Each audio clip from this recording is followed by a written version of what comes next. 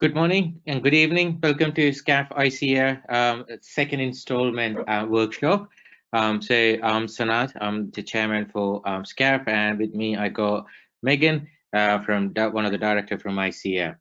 This is our second installment of 4, and I'm not going to take much longer. So let me introduce our first speaker, Andy Nolan. He did ask me to say this to everybody, that he is a secret agent with what else was that? And I forgot.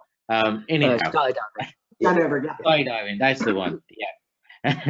So Andy joined Rolls-Royce in 1989 and spent 23 years in software development and project management. In this role, he developed some of the initial estimating tools, techniques, and training, which is used across Rolls-Royce now. Andy became a Six Sigma black belt in 2007. Since 2012, Andy has been Chief of Project Estimating, specializing in project development, cost, resource schedule, and benefit. Andy, over to you. Thank you. What I'm going to be talking about is judgment. Oh, my screen has gone funny already. There we go. I'm going to be talking about judgment. And why is because judgment is used as part of the estimating process. Well, there's a picture of me on the left. I'm not very photogenic. That's about as photogenic as I get. Now, what I've done is put a lot of words into the presentation. And the idea here is that you can read those words later. It should tell a story. So, but for now, just listen to the story. You can always catch up later.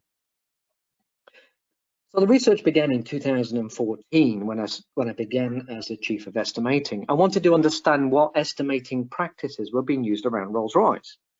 The survey was simple enough.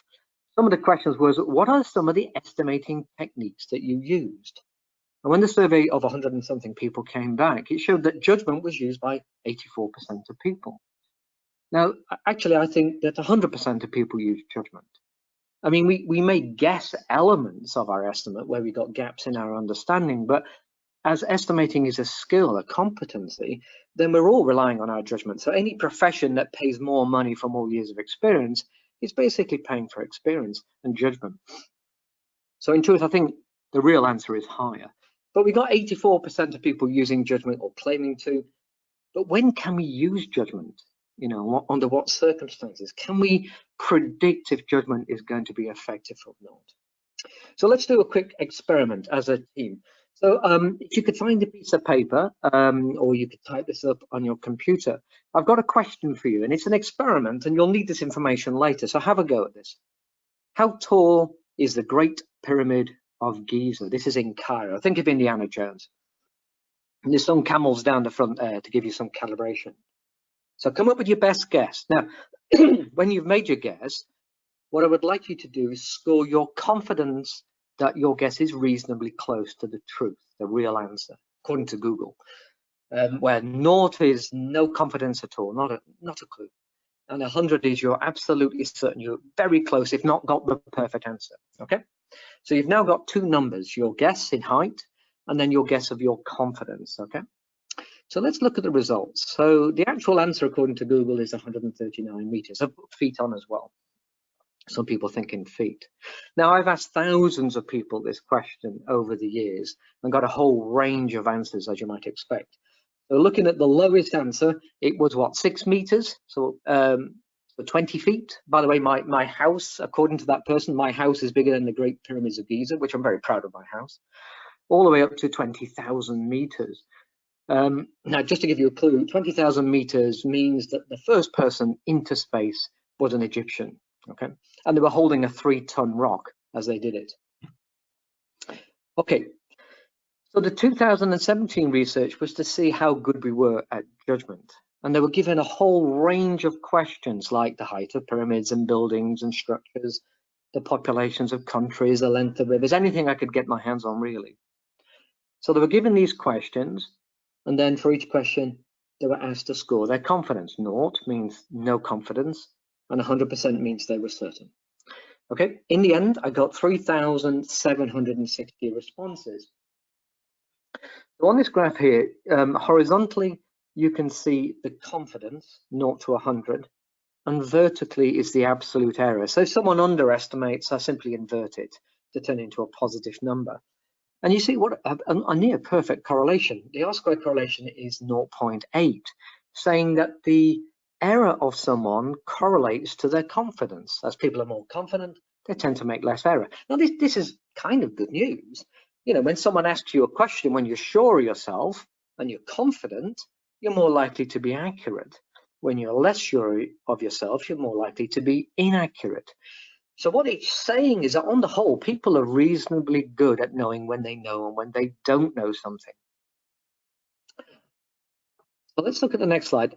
What I've done on this slide is I banded people into groups. So the answers between 0 and 10% confident, 10 to 20, all the way up to 100% confident. The bluish bars are giving you the population that were overestimated or underestimated. And overall, you can see that 70% of people had a tendency to underestimate. Now, the red line is the median of each of those groups, and it's a near perfect curve. It's a beautiful curve. And it's saying that the degree by which people tend to underestimate is a function of their confidence. As people are less confident, they tend to be more optimistic. Now, this is interesting. It's not just for estimating and guessing numbers, but if you're new in a profession, taking on a new job, your experience is low, chances are you will be underestimating or optimistic in any assessment or judgment that you make. Because the antidote is here on this slide. Find someone who's more confident, which basically we're assuming confidence correlates with experience. So you can just find someone more confident, chances are they'll be more calibrated, more accurate. So this research is, instead of saying how many years of experience do you have, what kind of training have you had, what we're doing very simply is saying, are you sure of yourself? How sure of yourself are you? And this seems to be given a fairly good correlation with judgment accuracy. Now, the 2020 research, which is what I did this summer, was asking a slightly different question. I wanted to know if people could predict their min and max range. So when given a 3-point range for an estimate, can people adequately predict the mins and maxes to span the real answer? So this time the quiz is slightly different. I defined an estimate as accurate if the real number lies inside the min and max range that someone guesses at. So what I did was I created 4 quizzes. Each quiz has 10 questions. For each question, they had to score min to max range that they felt would adequately span the real answer. The first quiz was given to them. So of the 4 tests, the first one, they simply answer the best they can. And then I was giving them incentives on quiz 2, 3, and 4 to see if they could actually improve their results. I wanted to see if people could learn to be unsure. To make the research more interesting, I also created different incentives. I wanted to see if we could encourage people to learn quicker than other people. So I had a control group who weren't incentivized, and then I had various different incentives to see what effect that would have. So let's have a look. So what you're seeing on the chart on the right is 58% of the population. So 58% of the people showed that between quiz 1 and quiz 4, they could improve their accuracy. So they answered the questions on quiz 1, on average 34% accurate. And then they saw the results and went, oh gosh, how might I improve my guesses next time? And hopefully their min to max spread would widen as their confidence was low. And we can sort of see that people got more accurate. Now, the blue bars represent the control group. They were not incentivized. They were simply given the 4 quizzes to see what would happen. And quite naturally, people tried to improve. Now, the green line was the group of people who I gave some sort of reward to. If they got a correct answer, they would get some sort of incentive, a positive incentive. And you can see the green group made no difference. There was no effect over the control group. The red line represents the group that I penalized if they got a wrong answer. They had to give Andy Nolan, me, money for every wrong answer. And you can see a very minor improvement over the control group. But the good news is that within 30 minutes, people had learned to improve their judgment accuracy, which is a good result.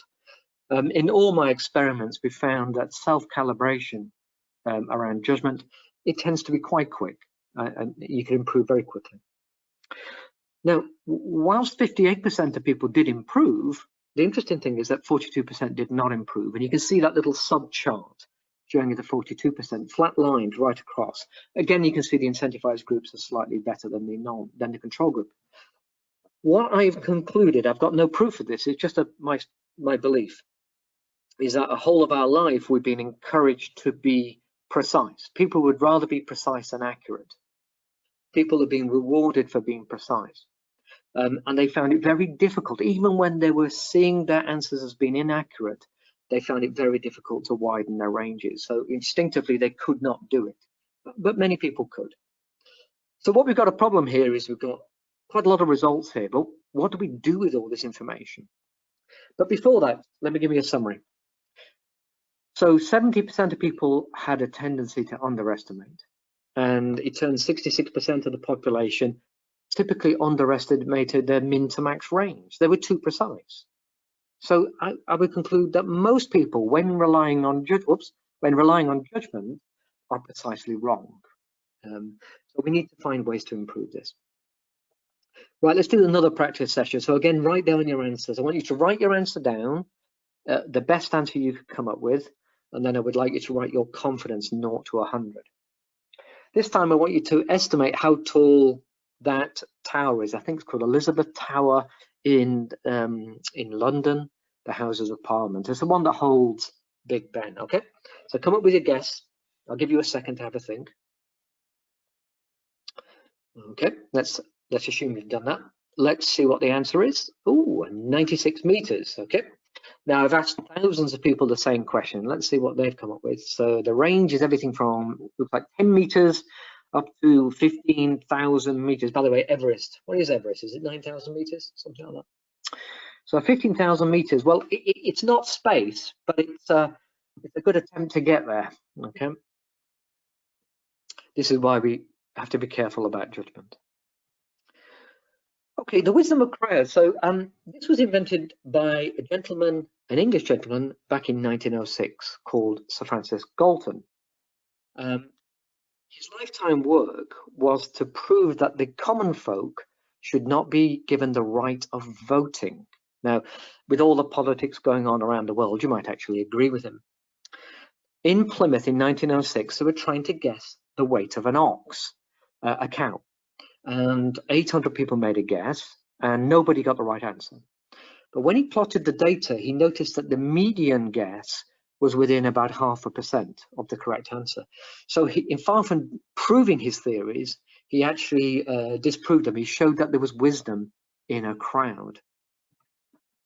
So what I did was I took the 3,760 guesses. Remember, I had the guesses, I had the confidence values, and I randomly mixed into groups of 2, 3, 4, 5, all the way up to 200 or 300 people. So you can see horizontally on this graph, everything from 1 person, 2 people, all the way up. Now, when these groups were randomly formed, I took their median error, and I also took the average confidence. So each of these bands, like the strata, is showing you a different group of confidence. The center one, the green one in the middle, is the group that was the highest confidence. The red one, the outer one, is the groups with the lowest confidence. So let's look at the green one. If I took someone who was very confident in their answer and is just 1 person on their own, you can see quite a wide range. But when I mix them with somebody else of similar confidence, a group of 2 people who were confident, you can see the error began to decrease. And very quickly we asymptote to 0 error. But if I take the red group, which are people with the groups with a low confidence, you can see that the error is much wider, the median error is much wider, and it's taken a lot longer to asymptote to 0. So this graph was produced by doing 20 million simulations. And I used this graph to create the following table. So this is the wisdom of crowd table. So what we've got is horizontally is the average confidence of the group. Vertically is error bands. From the left-hand side is wide uncertainty, over to the right, which is very precise estimates. And in the middle, it's how big a crowd needs to be. So if I look along the top row, the 100%. So these are groups of people with 100% confidence. So 1 person alone can do reasonably well, but not overly too good. If I wanted to improve get a more precise estimate, then the group size would need to grow and grow. So on the far right, if I wanted an estimate that's plus or minus 5%, I would need 5 people. So you can see that crowd size correlates quite well with precision, correctness. But as confidence drops, you see a dramatic increase in the size of the population I need.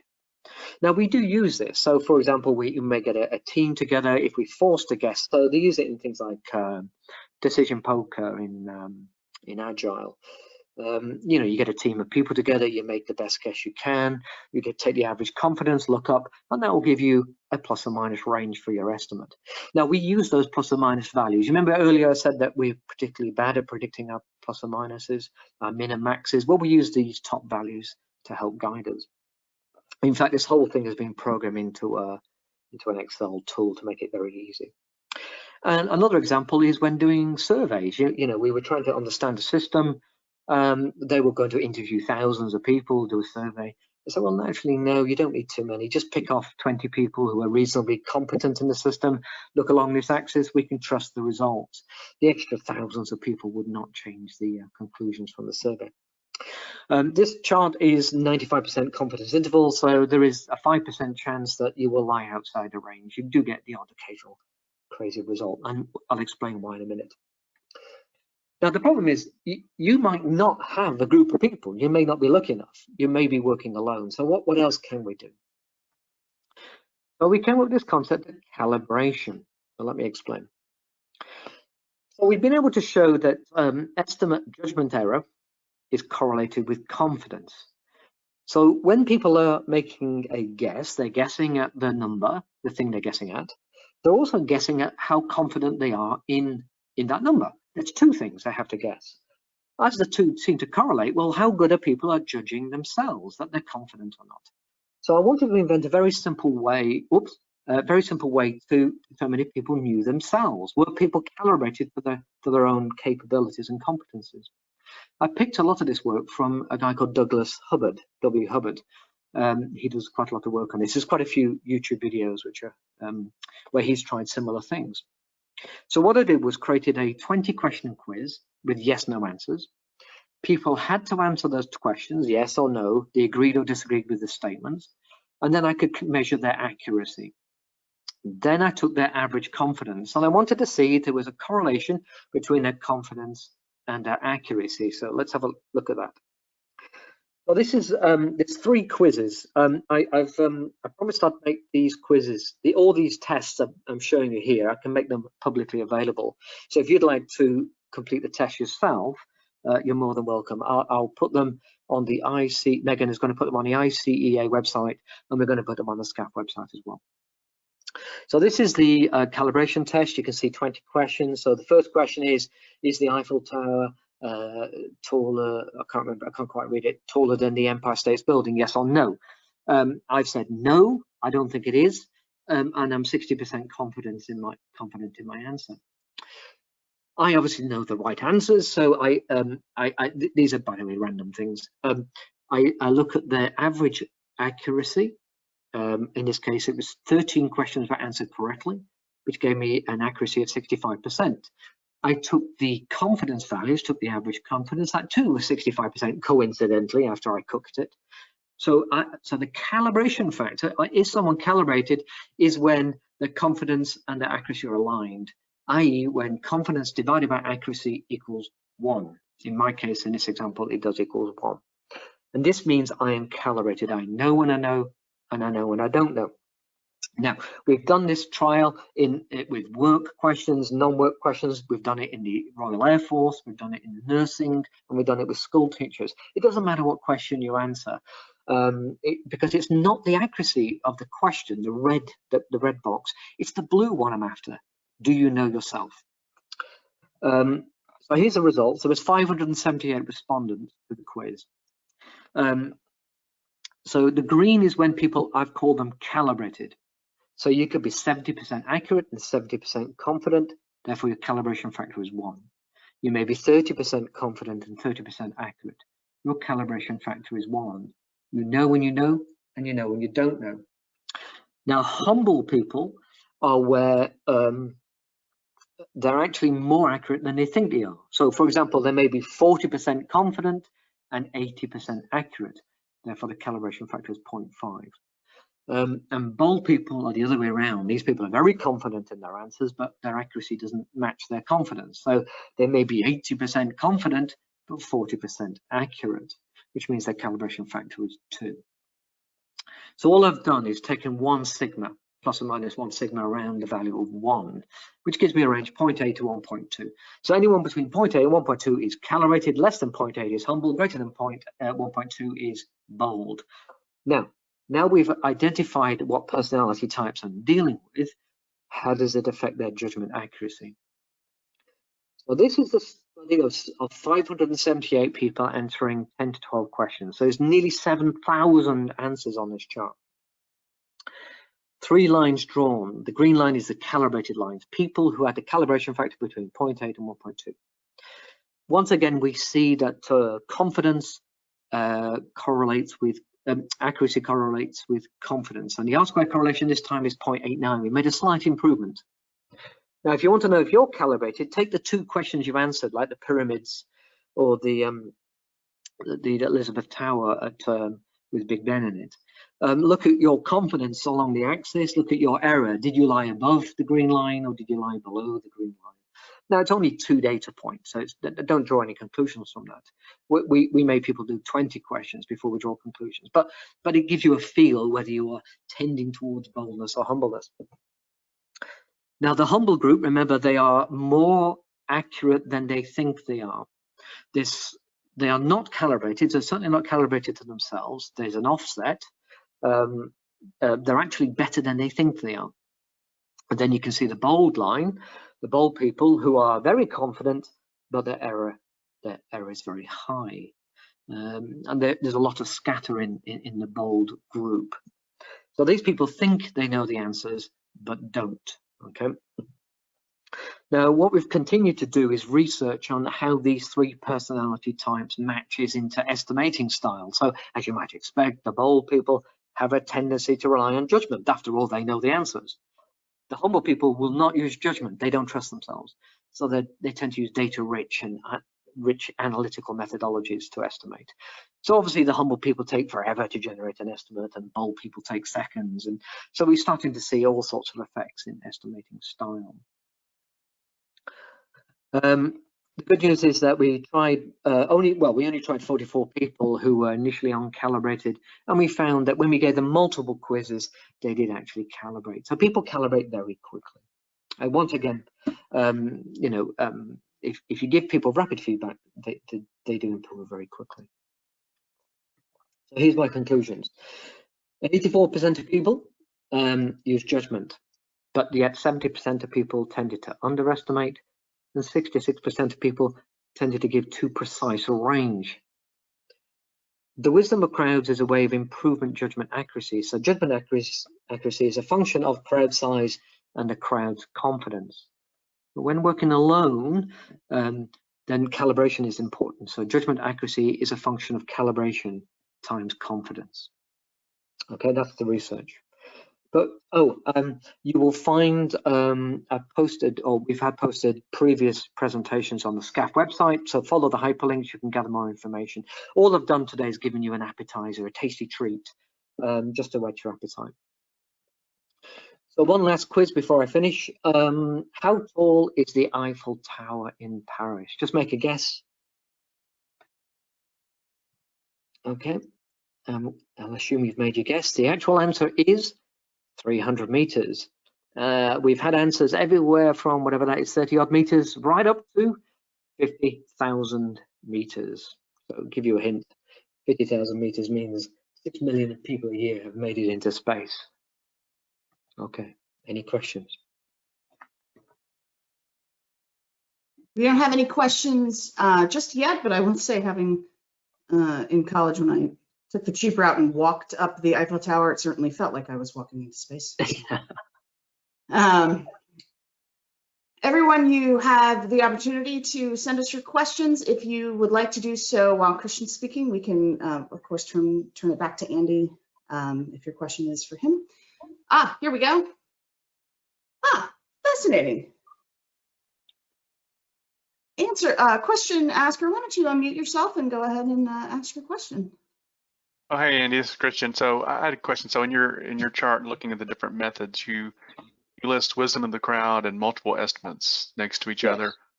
Yes. What is the difference between those two? Because in my mind, they're somewhat synonymous. So I'm curious about what that distinction is. Yes. So multiple wisdom of crowds is getting rid of the common mode failure of the human. Multiple estimates is using different techniques, which is getting rid of the common mode failure of the science. Now, ideally, you can mix the two. Yeah. Right. But is a multiple estimates. The use of multiple estimates, a type of wisdom of the crowd type of approach. That's correct. Yeah. So I think what I mean by multiple estimates is they've developed scientifically independent method, different estimates. It's not a judgment-based method. Yeah. Gotcha. Okay. Gotcha.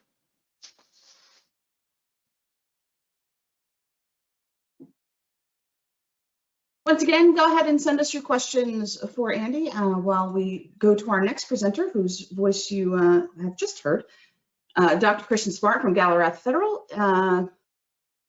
There goes my line about saying he's a familiar voice. Let me make you a presenter here. Christian is a many-time ICEA Best Paper Award winner and an even more frequent ICEA presenter. He's also the proud new author of a book, Solving for Project Risk Management, Understanding the Critical Role of Uncertainty in Project Management. It just hit shelves both physically and online. And today, Christian's going to bring us the Quantitative Risk Management Imperative. Take it away. Thanks, Megan. So yeah, so like Megan said, my book just came out. The Kindle and the Nook versions, the ebook versions, were just released yesterday. So, okay, so I want to talk a little bit about thing that I talk about in my book to some extent, and that's the need for quantitative measures of risk and uncertainty.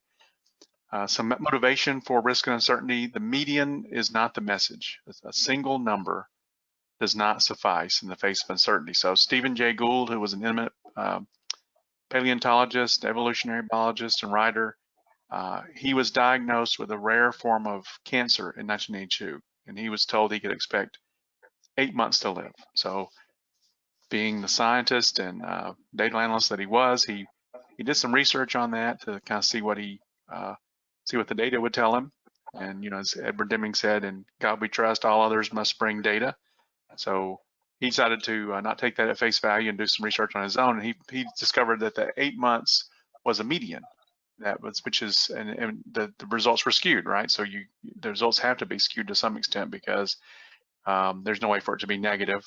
So, you know, the actual expected value was actually much longer than 8 months. So that gave him some confidence that he has some time to live, and actually he did. He lived for another 20 years, and he died from an unrelated illness. So the number that Gould was given was highly inaccurate in the face of uncertainty. So it's much like a skewed distribution that's depicted on the graph there. Okay, so and to kind of talk about this message and to get this message out, I've written this book, Solving for Project Risk Management, which McGraw-Hill published this month. And talk about the opportunity and risk that projects are inherently risky. All kinds of projects, both large and small, experience a significant amount of cost growth and schedule delays.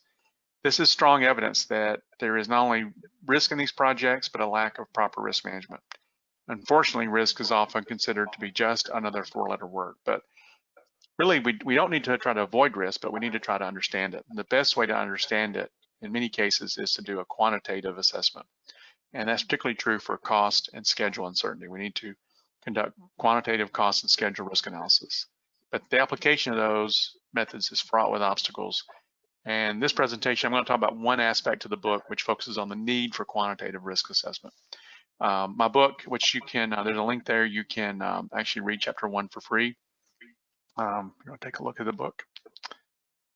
So the agenda, I'm going to talk about risk being another four-letter word. You know, it's by this critical role, risk is often ignored. Projects need to consider risk.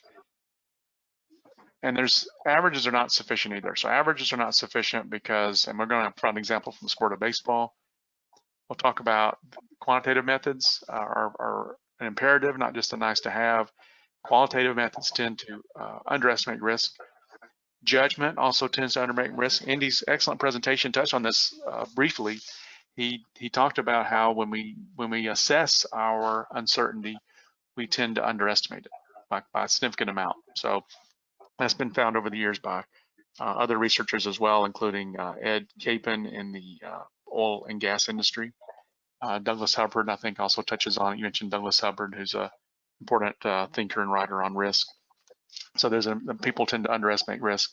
And so one of the ways to get around that is calibration. So as Andy also touched on Doug Hubbard's work on calibration and touches on that. Calibration is important. What Andy and Doug Hubbard talk about is basically calibrating our judgment largely on the inputs of risk uncertainty. I've also applied calibration to the outputs. What is the overall risk? Make sure it's sufficient. And I'm going to do a comparison at the end, which is inspired by example by the late Steve Book. I'm going to illustrate how riskless point estimates underestimate likely costs. Even if you not necessarily a riskless point estimate, it's a point estimate that is the median of the distribution. You add those up, you're going to significantly underestimate the overall cost. And the graph that's depicted there is basically the wheel of fortune. People in the Middle Ages had a great deal of respect for risk and uncertainty. About a third of the population of Europe perished during the bubonic plague, and so the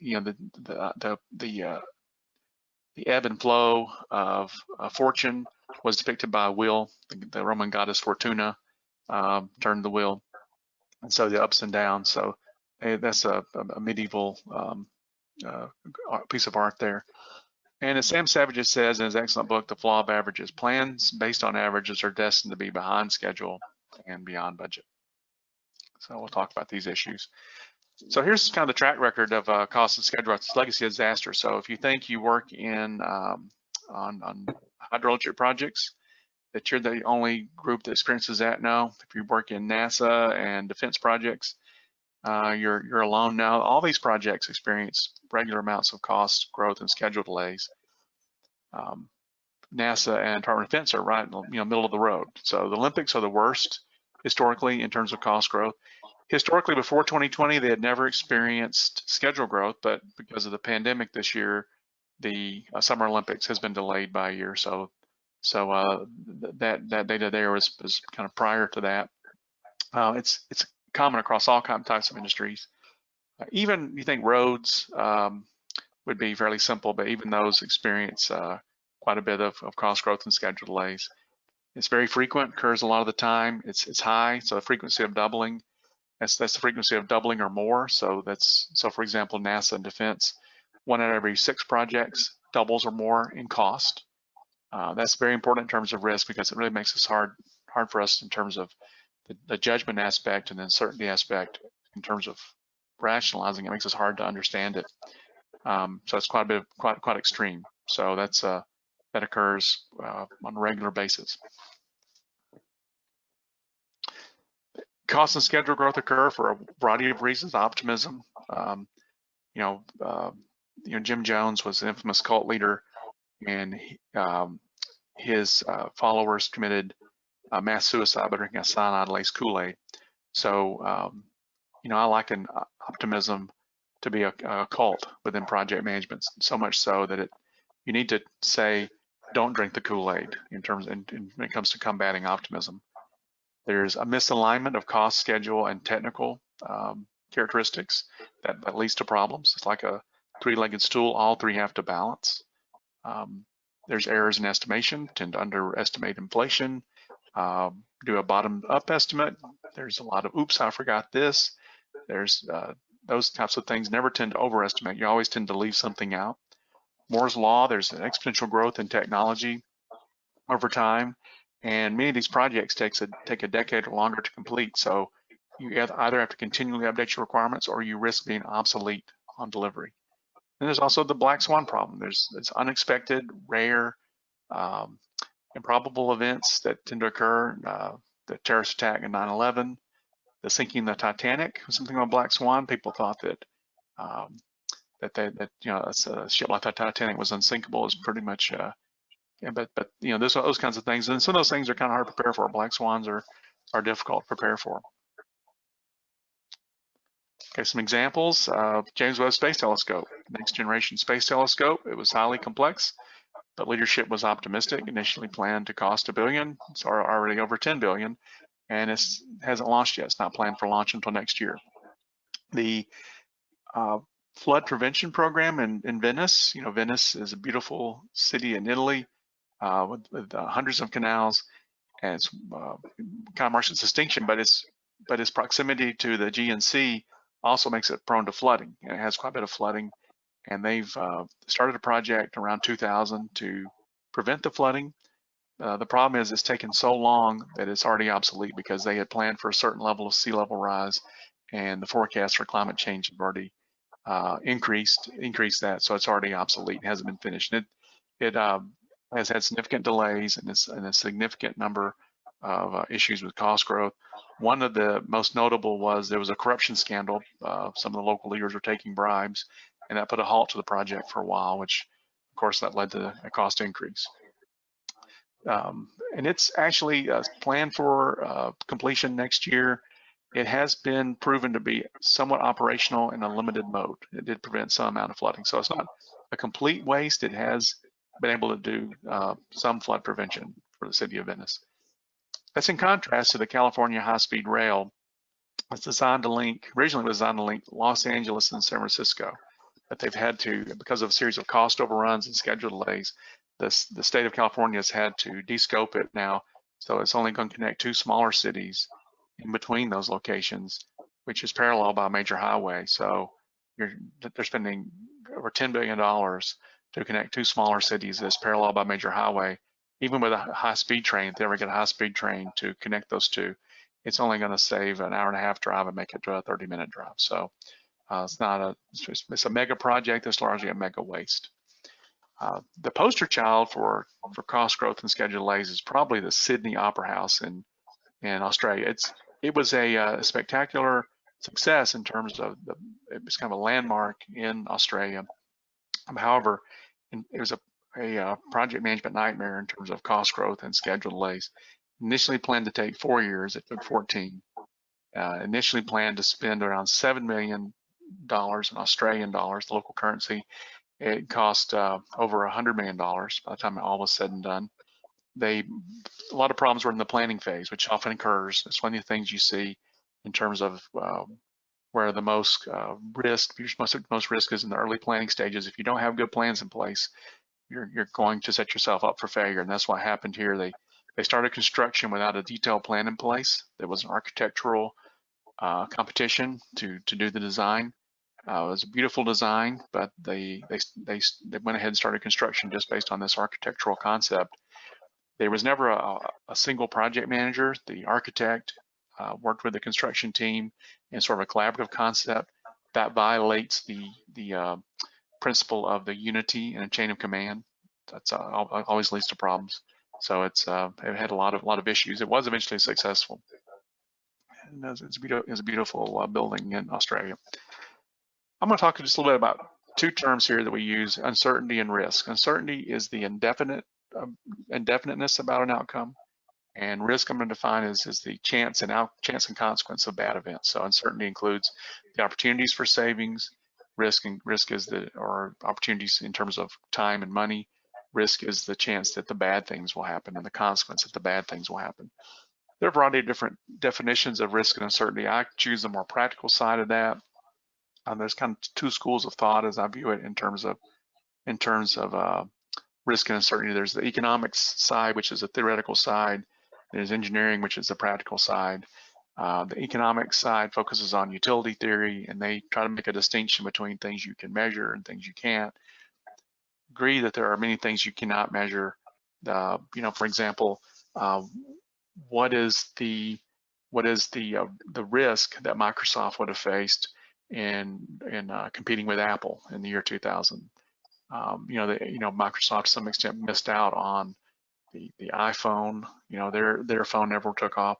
Those kind of things are very hard to quantify. Some things that you just really cannot quantify, but they've spent a lot of time focusing on that, kind of an ivory tower approach.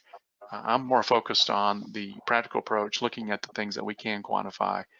That comes from the RAND Corporation in the post-war period started that, and the MITRE Corporation looked at using Monte Carlo techniques to analyze overall system uncertainty, and so that's led to kind of a modern group of folks that focus on quantitative risk analysis. I think that's kind of the a group that we should really focus on the practical aspects of trying to measure risk and uncertainty. Okay, so unfortunately, risk is less important. It's often treated as another four-letter word, and risk actually has 4 letters. The problem is we're blind to risk. Many project managers' attitude is like that of the captain in the Titanic. Years before that ship's fateful voyage, he said he was never been in an accident. He'd never been in an accident of any sort we're talking about. He never saw a wreck, and he'd never been wrecked. However, he had a really bad day and lost his life, and a lot of people died when the Titanic occurred. Cost and schedule risk are often unappreciated. I once heard a senior NASA leader say, once a project is complete, I'm kind of paraphrasing a little bit here. Once a project is complete, no one remembers how much it cost or how long it took. All they remember is whether or not it worked. But the problem is that there's lost opportunities for getting other things done. You're taking money away from other projects, taking time away from other projects. You're taking time that could be spent by skilled engineers to work on other projects. So they're not looking at the bigger picture, looking at it piecemeal. This extreme emphasis on performance to the exclusion of cost and schedule leads to spending longer on things, taking more, spending more money, taking more time, and getting less done. This is an innate bias that people have, and that's something that we need to fight against. Is our innate bias. There's a planning fallacy. The innate bias, noted by the Nobel Prize-winning psychologist Daniel Kahneman. There's a tendency to plan for the best case possible, not the worst case, or not even the most likely case, but the absolute best case. And that leads to the systematic underestimation of cost, schedule, and risk.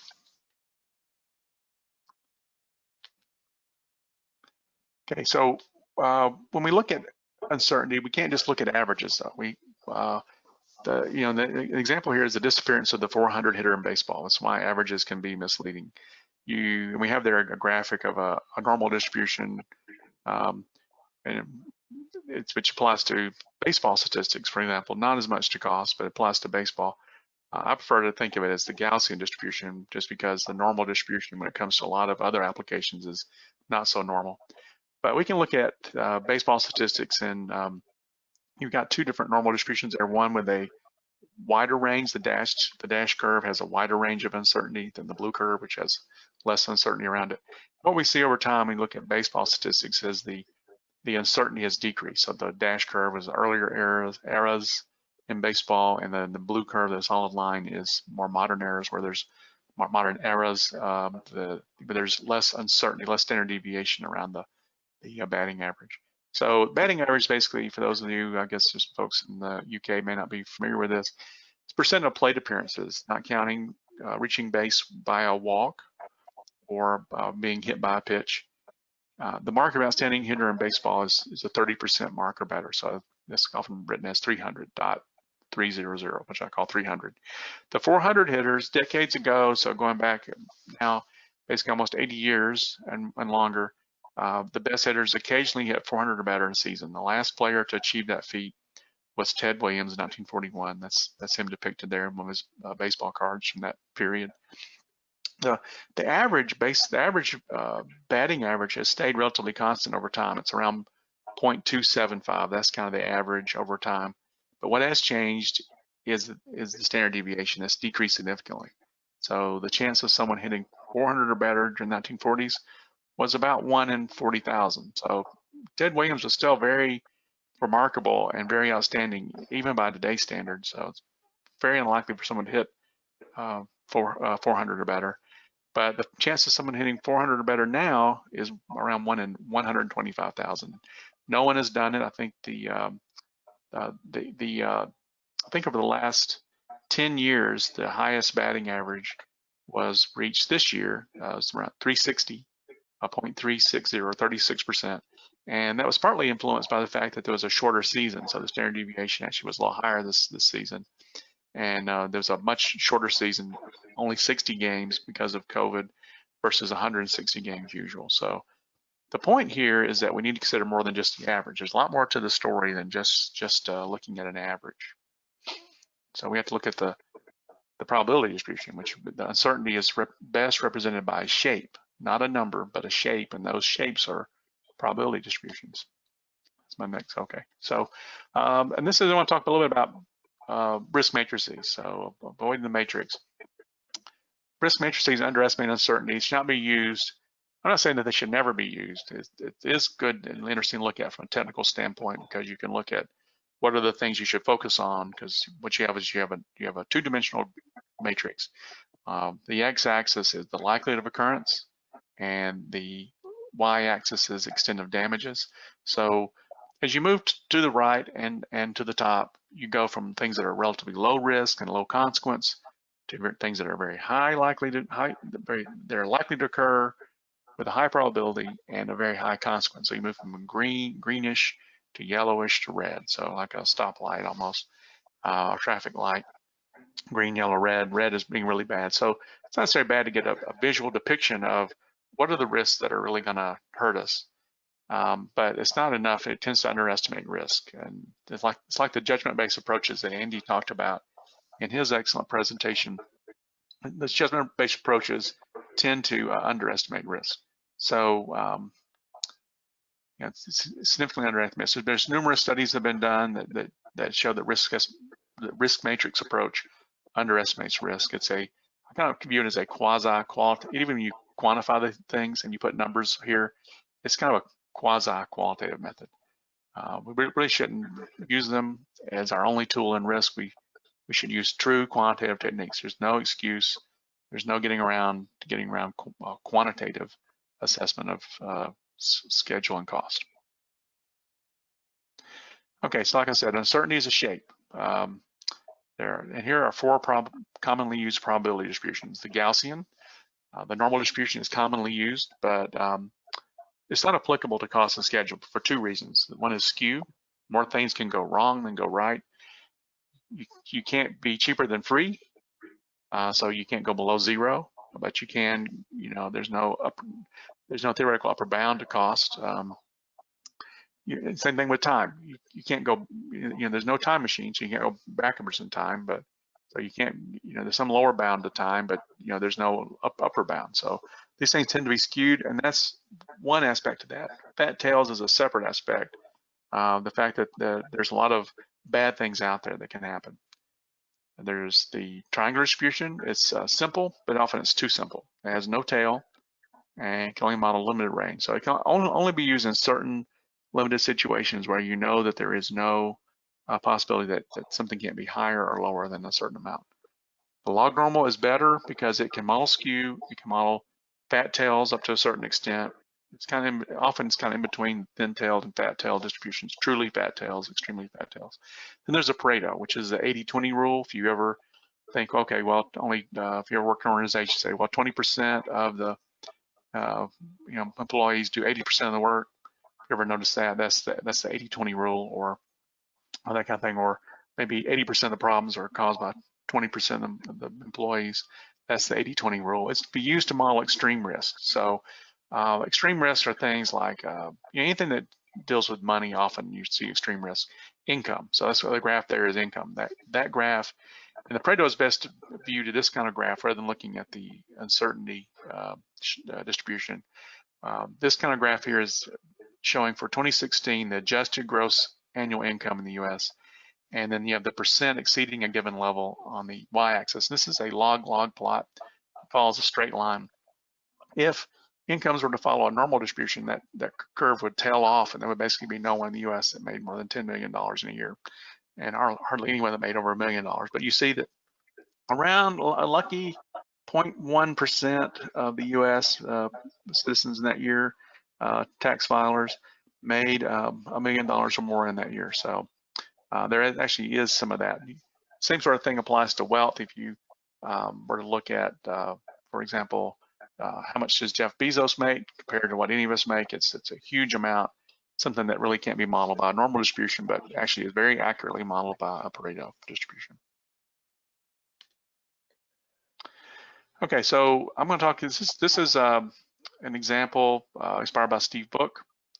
I took 6 WBS elements. I modeled them as a mixture of normal, log normal, and triangle distributions. Actually, there's one. This is really a log normal. I think the second one looks kind of normal, but it's really a log normal. Log normal can, with very limited range, the log normal can mimic the normal distribution. And so what I did was I took the median values for each one of those, and then I summed them up, and then I did a Monte Carlo simulation to see what the true overall S-curve is.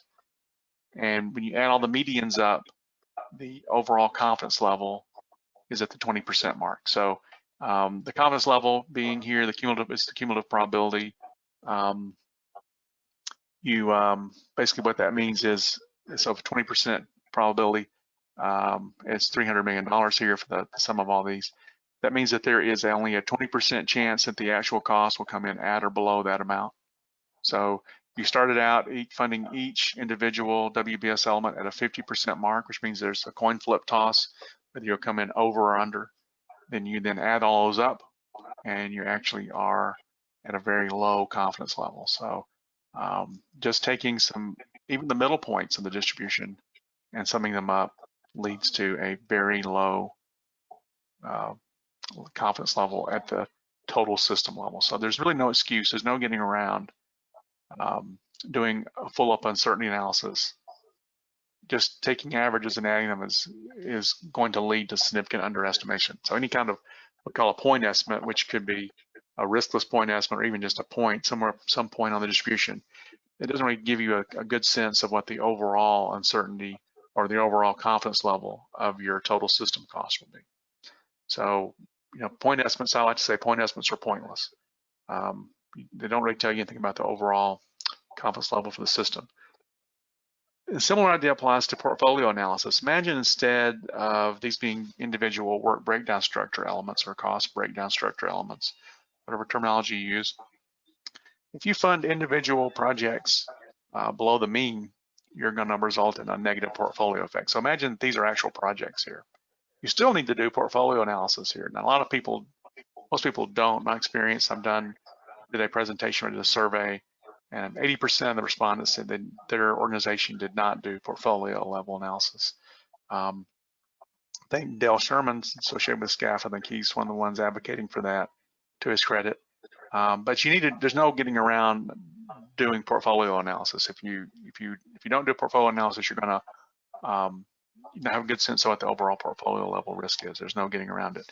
If you fund below the mean, you fund it to the 50th or below the mean, so the 50th or lower levels, you're going to get a negative portfolio effect. The overall organization is going to be riskier than in the individual project, which is bad because you would like to have some reserves at the total organization level, but you're actually taking those away by not doing the full analysis you need to do. S-curves are a good tool and good thing to use. It's often done, but they're also often fraught with a little bit of difficulties because they don't give you a true sense of the full risks for the program. So I'm going to briefly talk about and kind of end the presentation with some issues with the current practice of risk analysis, which I discuss in more detail in my book. Some risk analysis failings. Even when quantitative risk analysis is conducted, it's not implemented well. Variety of issues. One of the issues is we don't tend to look at the results of our risk analysis from the past. So if you actually look at some data, you'll see that 90% confidence level is often exceeded by typical risk analysis methods. The ranges are not realistic. So the tight ranges, they do not reflect the true potential. So it's like a unicorn there. It's like this mythical creature that doesn't really exist. The risk analysis that's often done in practice doesn't match up with reality. Portfolio analysis is not conducted, like I mentioned in the previous chart. The risk analysis is often limited to the project level, not the portfolio level. There's a lot of silos that occur. The cost people do cost risk analysis.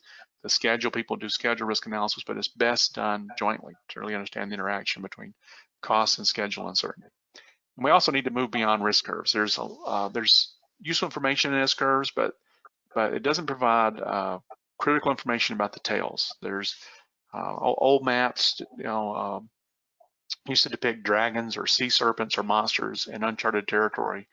And you know, and that's where the true risk workers are the things that we don't look at. Like when you just look at an S curve and you fund to even a 70 or 80% confidence level, you're ignoring the true tail risks that are out there beyond that. You're ignoring the dragons or the tails. It's just like if you were to go to get a shop for a car and you ask the car salesman, did the airbags work on the car? And he says, yeah, they work just fine 70% of the time. Would you buy a car where the airbags work 70% of the time? No. That's kind of what confidence level funding is like in terms of a risk management practice. So I address all these issues and more in my book, now available from Amazon, Barnes & Noble, others. And like I said, there's a link there where you can read chapter 1 for free and find out more about my book. So, and then that's kind of it. I mentioned that you know, in the introduction, there was some my background was mentioned a little bit, so there's a little bit more about me. So, and that's my presentation. So with that, I'll open the floor up to any questions that people have. Willem, we're ready to. When you are. Yes, sorry, my question was actually for Andy. If he's on the call still. Yes. Yes. Sorry. So. Sorry, Chris. That was very interesting on the risk stuff, and I've got a ton of questions for you as well. But my question was for Andy on the actual your research of and the testing of the sort of people and whether they're in the humble, calibrated, or bold categories, and how we might apply that to actual estimates, judgment-based estimates that they would produce down the line in a real world or work environment. Have you given that much thought? Yes, we've been not just estimating, but we also looked at project success. So we studied 50 projects and which ones were success, however we define success, and we found, lo and behold, it was the calibrated that tended to lead the most successful project, and certainly humble or calibrated, and the bold people tended to be at the bottom of the table, the least successful. So we can see the effects on performance, and the theory we had, of course, was that the bold people weren't learning or listening. We've been subsequently looking at estimating styles. We've yet to see the results. Obviously, it will take time for the estimates to come through, but we're seeing very different styles when estimating. So. Yeah, okay, that's very interesting. The thing that popped into my head, you know, we use a lot of SMEs to do bottom-up estimates, and they often only do it every once in a blue moon. It'd be quite interesting if you tested them first and then actually applied their factor to their estimates, yes, whether that would generate a more accurate end result or not. Yes, we looked at that using the calibration factor as a correction factor for their estimates. Yes, we tried that as well. The wisdom of crowds table I showed you, where you see quite a lot of numbers, certainly when you want high precision. When we dial out use calibration factors, those numbers improve significantly. We get a much better result. So yes, we can do that too. Okay, no, interesting. Thank you. As a CAS cost engineer, we do not accept estimates based purely on judgment. Judgment needs to be backed up by robust rationale and evidence. Experts challenging each other becomes a wizard war. Evidence is key to overcoming the problem. Also, widening the min and max range to improve accuracy is axiomatic. Selecting a realistic outcome within an uncertainty range is the tricky bit. Again, rationale and evidence is the key. Are you suggesting that experimental judgment top trumps other estimating techniques? No, I'm not. I mean, judgment is a last resort. When there's no data and there's nothing else you've got around you, then you have to resort to judgment. Wherever possible, use data, use evidence, use tools. Excellent. And we have a hand up from Brett Kayer. Brett, you can ask your question if you like. Hi, this is for Christian. This is Brett Kayer. For those of us locked in to cultural Gibraltars, shall we say, who don't like change And as always, I see great value in your presentation, and I'll probably end up buying your book. But how do we, and do you have any plans to help us take some of these concepts and go chip away at the rock that says the risk cube is what the program managers want to see? They don't care about the rest of it.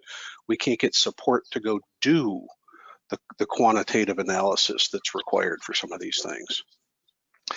Yeah, it's a great question. So I've written the book, you know, and known somewhat in my presentations for ICEA to have a lot of equations. So I've taken all the equations out. I've written this book with a lot of graphs and figures. There's like 90 graphs, figures, and tables to try to reach a general project management audience. So I'm trying to reach out to project management audience. I'm going to present to the NDIA here in the US in January virtually. I'm trying to reach out to PMI and looking for opportunities to try to reach a broader project management audience and provide a training class on this book. I'm trying to reach a broader a class of project managers and try to convince them to change their ways.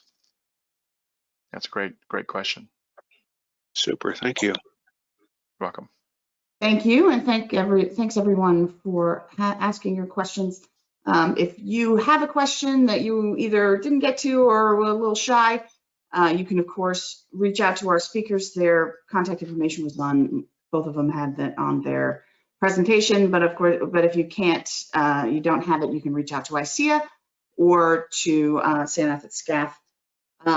We will provide the PowerPoints and the recording of today's presentation on the website, the ICEAonline.com/SCAF2020 ICEA, probably where you've heard about this, by tomorrow afternoon. And with that, I'm going to say thank you all for joining us. Come back next week, or come back next week. We've got another presentation for you, same time, same channel. To our presenters, Andy and Christian, do you have any final things you would like to say? No, but thank you very much. Yeah, like Andy said, yeah. Thanks to everyone for attending. I hope you found it informative. Outstanding. Thank you, SCAF. Thank you, Sanath. Everybody have a fantastic week. Americans, enjoy your Thanksgiving. Everybody else, sorry you won't be off on Thursday. And we'll talk to you next time. Thank you. Thank you. Bye now, guys.